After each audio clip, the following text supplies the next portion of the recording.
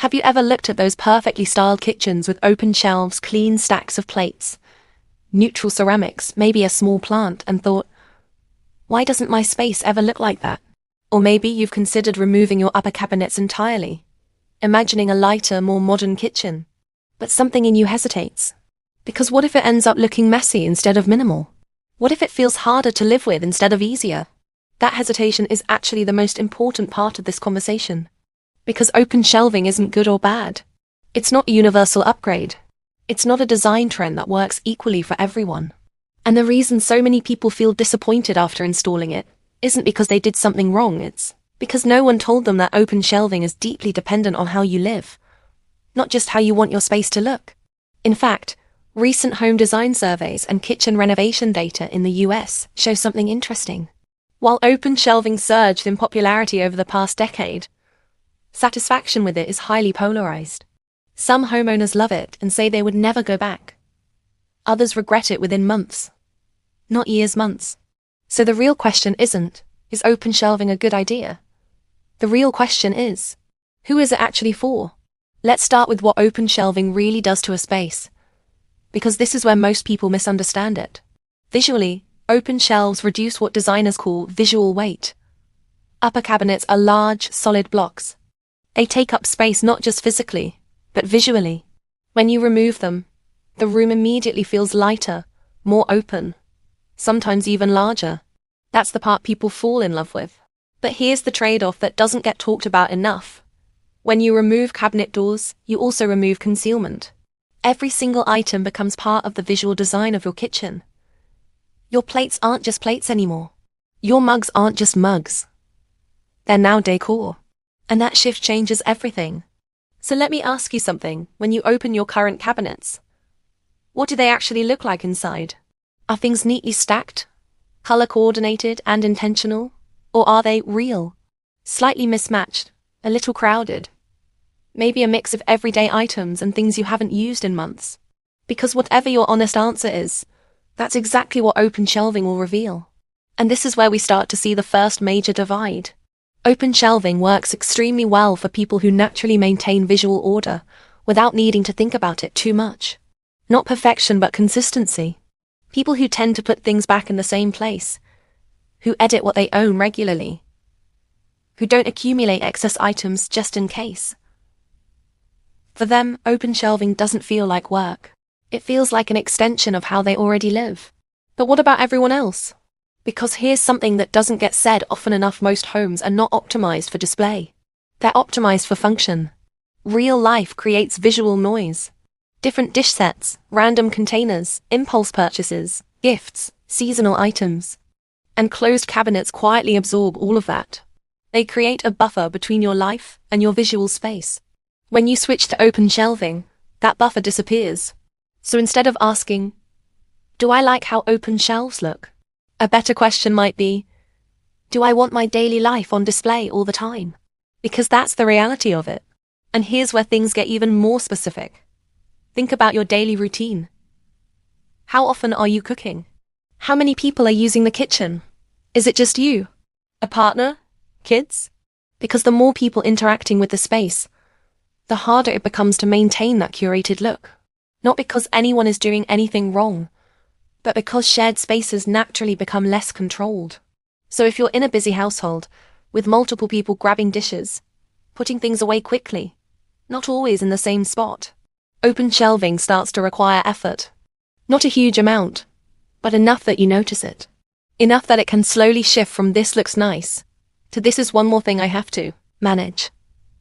But here's the twist. There's another group of people who do well with open shelving. And it's not always who you'd expect. People who use their kitchens very actively. People who cook often, who reach for the same items every day, sometimes find open shelving more convenient. Because everything is visible. Everything is accessible. There's no opening and closing cabinets. No searching for items in the back. It becomes a highly functional system, as long as the number of items is controlled. And that last part is where most setups fail. Because open shelving is not just about what you show, it's about what you remove. Have you ever noticed how the best examples of open shelving always look edited? There are fewer items than you'd expect. More breathing room. More space between objects. That's not accidental. That's the system working correctly. But it requires something that most people underestimate: the willingness to own less, or at least store less in that visible area. So now the question becomes, are you someone who naturally edits your environment? Or do you tend to keep things because they might be useful later?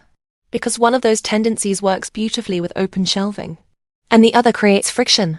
There's also a subtle psychological factor at play here that most people don't realize until after the fact. Visual clutter affects how we feel in a space. Studies in environmental psychology have shown that environments with higher levels of visible clutter can increase cognitive load. Basically, your brain has to process more information, even if you're not consciously paying attention to it. Closed cabinets reduce that load automatically. Open shelving increases it unless it's very intentionally managed. So if you're someone who already feels slightly overwhelmed by visual clutter, open shelving might amplify that feeling rather than solve it. But if you prefer seeing everything, if visibility actually helps you feel more in control, then it can have the opposite effect.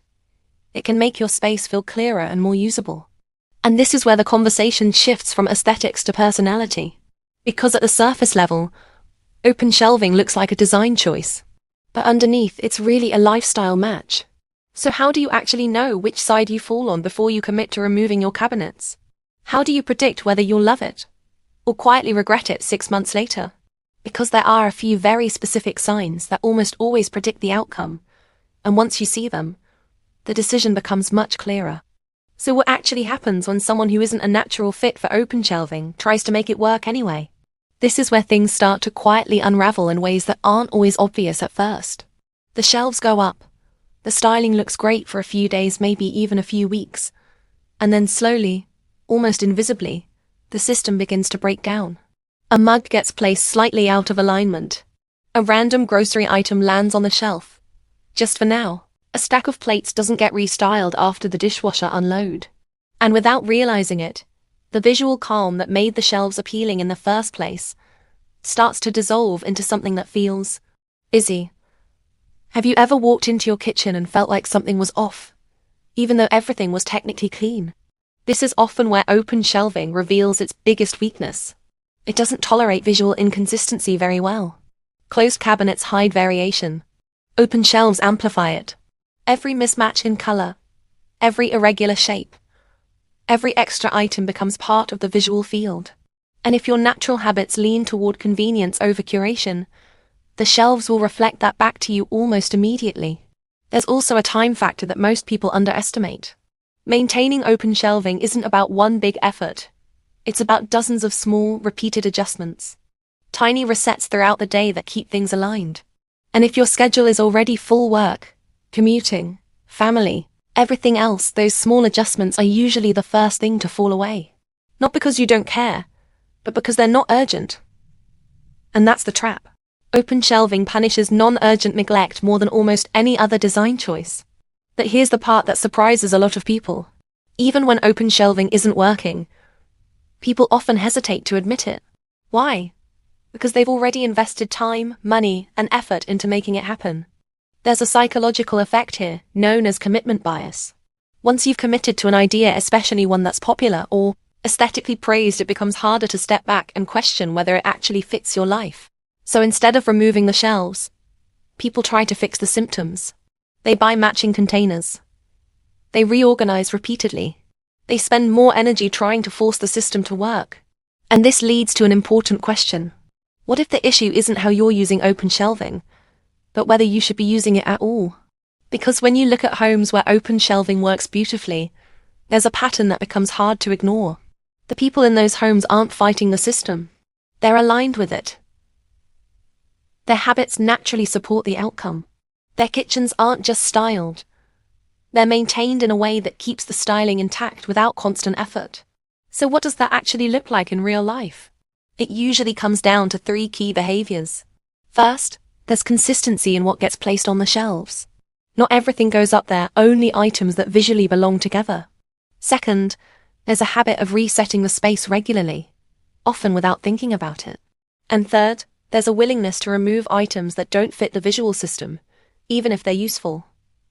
That last one is especially important, because open shelving often requires a level of editing that not everyone is comfortable with. Now compare that to how most kitchens in the US actually function. Studies on household behavior consistently show that kitchens are one of the highest traffic, most utility-driven spaces in the home. They're not just for cooking, they're for quick meals, multitasking, storage overflow, and sometimes even working or socializing. Which means the system you choose has to handle real-life pressure, not just look good in a still image. And this is where closed storage quietly outperforms open shelving for most people. It absorbs variation. It allows for flexibility. It gives you space to be imperfect without broadcasting it visually. Which raises another question if closed cabinets are more forgiving. Why does open shelving still feel so appealing? The answer comes back to something deeper than practicality. Open shelving offers a sense of openness, personality, and control over how a space looks.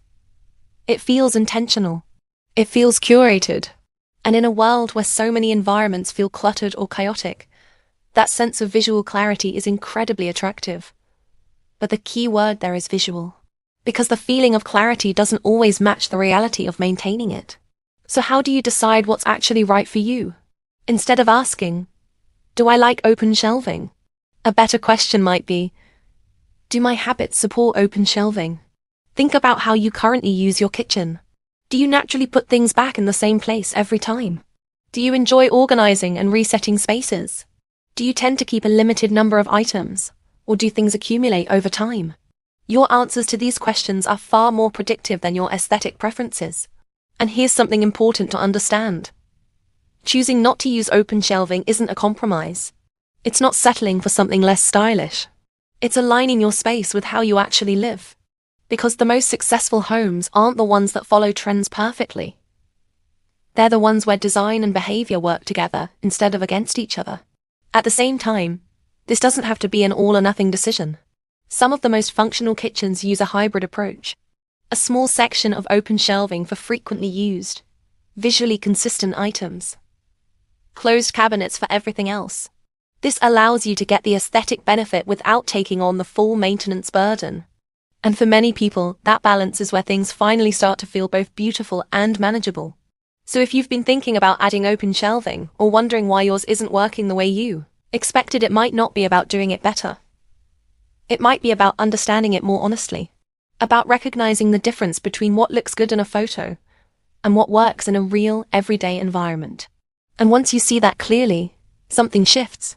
The decision becomes less about following a trend, and more about choosing a system that actually supports your life.